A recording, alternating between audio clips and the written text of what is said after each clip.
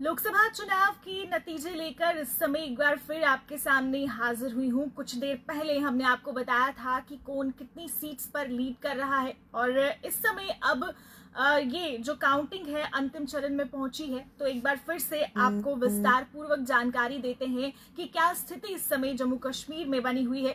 जैसे कि पहले ही हमने आपको बताया था कि बीजेपी 2 सीट्स पर लीड कर रही है और एनसी 2 सीट्स पर लीड कर रही है। जब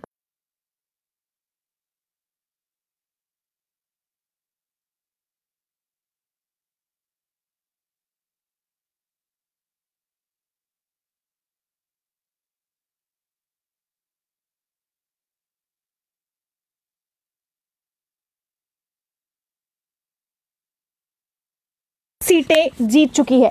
माफ कीजिएगा, आपको एक बार फिर से बता दूं कि इस समय जो काउंटिंग के रिजल्ट सामने आ रही हैं उसके अनुसार बीजेपी, हालांकि अभी ऑफिशियली रिजल्ट्स डिक्लेयर नहीं किए गए हैं, लेकिन बीजेपी कार्यालय में जश्न का माहौल इस समय देखने को मिल रहा है। बीजेपी कार्यालय में जश्न इस समय शुरू हो गया है क्योंकि बीजेपी जम्मू और उधमपुर सीट दोनों ही सीट से जीत चुकी है। जम्मू की अगर बात करें तो सुबह से ही जुगल किशोर शर्मा यहां पर लीड कर रहे थे और रमन भल्ला उनके पीछे थे। और अब जो नतीजे इस समय सामने आ रहे हैं उसके अनुसार 1.30 लाख वोट से जो जुगल किशोर शर्मा है वो आगे चल रहे थे और रमन भल्ला उनके पीछे हैं। और वहीं उसके बाद दूसरी अगर बात करें उधमपुर कॉन्स्टिट्यूएंसी की, तो उधमपुर कॉन्स्टिट्यूएंसी में भी डॉक्टर जितेंद्र सिंह को 1.20 लाख वोट से बढ़त मिली है। और दोनों ही सीट्स पर इस समय बीजेपी जश्न मना रही है। जश्न का माहौल बीजेपी कार्यालयों में देखने को मिल रहा है, चाहे वो जम्मू बीजेपी कार्यालय हो या फिर बाकी जो डिस्ट्रिक्ट कार्यालय बीजेपी के हैं, हर जगह पर समय जीत का जश्न मनाया जा रहा है। हालांकि ऑफिशियली एक बार फिर से आपको बता दूं कि ऑफिशियली अभी ये नतीजे घोषित नहीं किए गए हैं, लेकिन काफी समय से ये साफ हो गया है कि बीजेपी इन दोनों ही सीट्स पर जीत हासिल कर चुकी है। इसके बाद दूसरी तरफ नेशनल कॉन्फ्रेंस भी इस समय जश्न में नजर आ रही है क्योंकि नेशनल कॉन्फ्रेंस भी 2 सीटें जीत चुकी है। नेशनल कॉन्फ्रेंस इस समय श्रीनगर और जो अनंतनाग राजौरी सीट है दोनों ही सीट्स पर जीत हासिल कर चुकी है। और इस समय जो नेशनल कॉन्फ्रेंस के उम्मीदवार हैं वो जश्न मनाते हुए नजर आ रहे हैं। वहीं जो बाकी कार्यकर्ता हैं नेशनल कॉन्फ्रेंस के वो भी इस समय जश्न में दिखाई दे रहे हैं। और इसके बाद बात करते हैं बारामूला कॉन्स्टिट्यूएंसी की। वहां पर भी ये निश्चित है कि इंजीनियर रशीद जीत चुके हैं। इंजीनियर रशीद जो इस समय टेरर फंडिंग मामले में तिहाड़ जेल में बंद हैं, उनके घर के बाहर लोगों का तांता देखने को मिल रहा है। काफी तादाद में लोग उनके घर के बाहर पहुंचकर उनके परिवार को मुबारकबाद दे रहे हैं और इस जीत का जश्न मनाते हुए नजर आ रहे हैं। हालांकि आपको बता दूं कि बारामूला कॉन्स्टिट्यूएंसी जो है बहुत ही अहम थी और इस सीट पर उनके अगेंस्ट उमर अब्दुल्ला जो कि नेशनल कॉन्फ्रेंस के वाइस प्रेसिडेंट हैं, जम्मू कश्मीर के पूर्व मुख्यमंत्री भी हैं, वो लड़ रहे थे। और वहीं उसके साथ साथ पीपल्स कॉन्फ्रेंस के सज्जाद लोन भी उनके अगेंस्ट लड़ रहे थे। तो कहीं ना कहीं ऐसे कयास लगाए जा रहे थे कि शायद उमर अब्दुल्ला को यहां से जीत हासिल हो, लेकिन यहां पर पूरी जो काया है वो पलटती हुई नजर आई और इंजीनियर रशीद को लोगों ने चुना। इंजीनियर रशीद, एक बार फिर से आपको इनके बारे में थोड़ी सी जानकारी देती हूं कि इंजीनियर रशीद, ये वाली जो सीट है काफी दिलचस्प नजर आ रही है क्योंकि किसी ने शायद ये एक्सपेक्ट नहीं किया था कि इस सीट पर इंजीनियर रशीद जीतेंगे जो खुद चुनाव प्रचार भी नहीं कर पाए। इंजीनियर रशीद के बेटों ने उनका चुनाव प्रचार किया क्योंकि वो काफी समय से तिहाड़ जेल में बंद हैं। हालांकि 2 बार वो विधायक रह चुके हैं, 2008 से वो राजनीति में हैं और अभी हाल ही में वो टेरर फंडिंग मामले में इस समय तिहाड़ जेल में बंद हैं। उनके जो 2 बेटे हैं वही उनके लिए चुनाव प्रचार कर रहे थे और आज ये काफी बड़ी जीत इससे माना जा रहा है और लोग उनके समर्थन में नजर आ रहे हैं। उनके घर के बाहर लोगों का काफी तांता लगा हुआ है। बहुत पहले ही जब ये काउंटिंग चल रही थी, कुछ समय के बाद ही उमर अब्दुल्ला ने एक सोशल मीडिया हैंडल पर अपनी हार स्वीकार कर ली थी और इंजीनियर रशीद को कांग्रेचुलेट भी किया था। वहीं इसके बाद हॉट सीट अनंतनाग राजौरी की बात करते हैं। हॉट सीट अनंतनाग राजौरी पर भी मुकाबला बेहद दिलचस्प था और उम्मीदें ये थी कि शायद महबूबा मुफ्ती पर लोग अपना समर्थन दिखाएं, लेकिन ऐसा नहीं हुआ। वहां पर भी इस समय नेशनल कॉन्फ्रेंस के जो मियां अल्ताफ हैं वो जीतते हुए नजर आ रहे हैं और राजौरी अनंतनाग में भी इस समय जश्न का माहौल है। नेशनल कॉन्फ्रेंस के जो कार्यकर्ता हैं वो जश्न मनाते हुए नजर आ रहे हैं। वहीं अपनी पार्टी के जफर इकबाल मनहास भी वहां से मैदान में थे, जिनका अप्रत्यक्ष रूप से बीजेपी भी समर्थन कर रही थी, लेकिन वो भी कुछ खास वहां पर करते हुए नजर नहीं आए, ज्यादा वोट्स वो वहां से नहीं ले पाए और मियां अल्ताफ ने ही वहां पर जीत अपनी दर्ज की। जिसके बाद महबूबा मुफ्ती ने भी सोशल मीडिया हैंडल पर अपनी हार स्वीकार की और मियां अल्ताफ को कॉन्ग्रेचुलेट किया।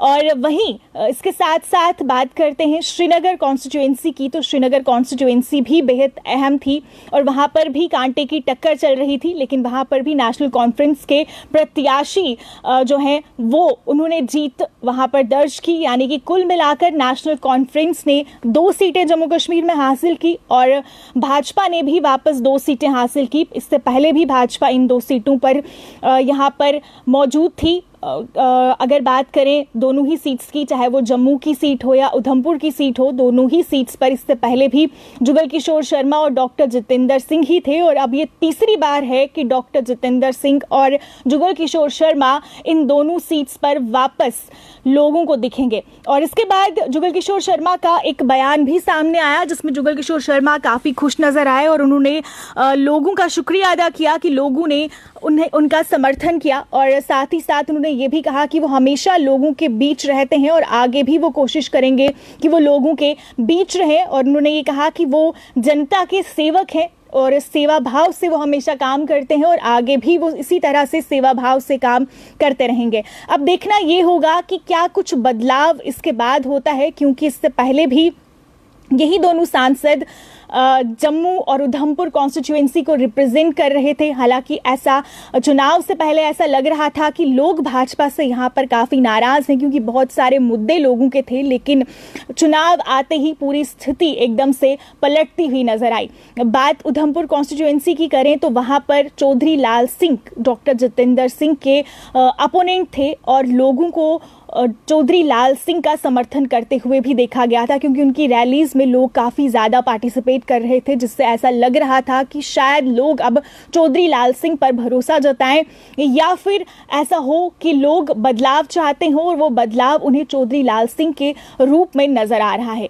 लेकिन अब इस समय जो स्थिति है वो बिल्कुल उसके अपोजिट में कहूं तो गलत नहीं होगा, क्योंकि एक बार फिर से लोगों ने भाजपा सरकार पर ही भरोसा जताया है। डॉक्टर जितेंद्र सिंह और जुगल किशोर को तीसरी बार एमपी बनाया है। और वहीं दूसरी तरफ जैसे कि पहले भी एनसी के ही 2 सांसद थे और एक बार फिर से अब एनसी के ही 2 सांसद जो हैं वो यहाँ पर और दिखेंगे। और इसमें बदलाव केवल ये है कि जो बारामूला कॉन्स्टिट्यूएंसी है वहां पर उम्मीद थी कि शायद एनसी वहां से जीते, लेकिन वो सीट इंजीनियर रशीद के नाम होती हुई नजर आ रही है। इसके बाद बात करते हैं लद्दाख की, तो लद्दाख में भी इंडिपेंडेंट कैंडिडेट जो हैं वो जीत चुके हैं।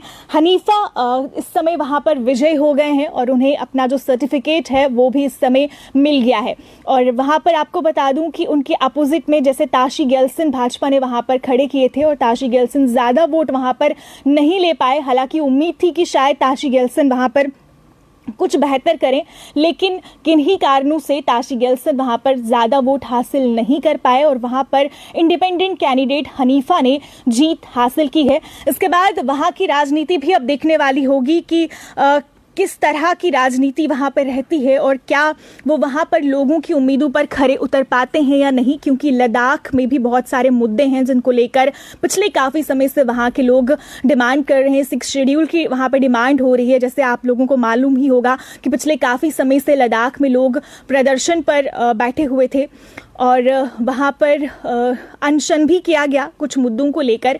और अब ये देखना होगा कि अगर लोगों ने विश्वास हनीफा पर जताया है जो कि इंडिपेंडेंट कैंडिडेट हैं, तो क्या वो उन लोगों के मुद्दों को हल कर पाते हैं या नहीं।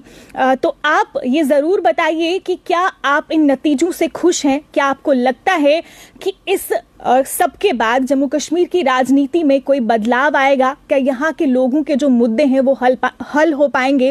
और साथ ही साथ आपसे ये भी जानना चाहूंगी कि आपको लगता है कि जो बीते 5 साल हैं उनमें यहाँ पर काम हुए हैं और आप ये उम्मीद करते हैं कि आने वाले इन 5 सालों में भी और ज्यादा बेहतर काम यहाँ पर हो पाएंगे? जैसे कुछ मुद्दे हैं जो यहाँ के लोगों के मेन मुद्दे हैं, जिसमें बेरोजगारी है, डेली वेजेस के मसले हैं, ऐसे ऐसे बहुत सारे ऐसे मेन मुद्दे हैं जिसको लेकर लोग बीजेपी से काफी नाराज तो नजर आ रहे थे, लेकिन इस समय जो नतीजे हैं उस पर तो ऐसा लग रहा है कि लोगों ने फिर से बीजेपी पर विश्वास जताया है, जिसकी एक वजह यह भी हो सकती है, जैसे हमने कुछ एक्सपर्ट्स से इस बारे में बात की और उनका ये कहना था कि ये जो लोग वोट कर रहे हैं ये बीजेपी के लिए नहीं, प्रधानमंत्री नरेंद्र मोदी के लिए वोट कर रहे हैं। तो एक ये रीजन हो सकता है शायद कि लोग दोबारा से बीजेपी पर विश्वास जता रहे हैं। अब देखना ये होगा कि ये जो सांसद यहां से रिप्रेजेंट करने के लिए लोगों को संसद में जाते हैं, क्या वो इन मुद्दों को वापस उठा पाएंगे, क्या लोगों ने जो इन पर विश्वास जताया है उस विश्वास को बरकरार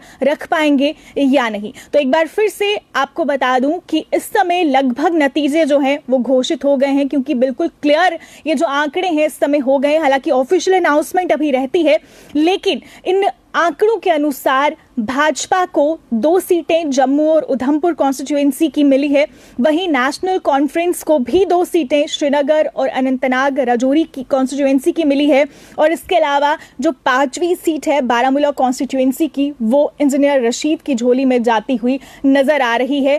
और इससे अब आगे की राजनीति किस प्रकार की होगी, जैसे कि ईसीआई ने अभी हाल ही में कहा कि इन चुनाव संपन्न होने के बाद जल्द ही यहाँ पर असेंबली इलेक्शंस भी होंगे।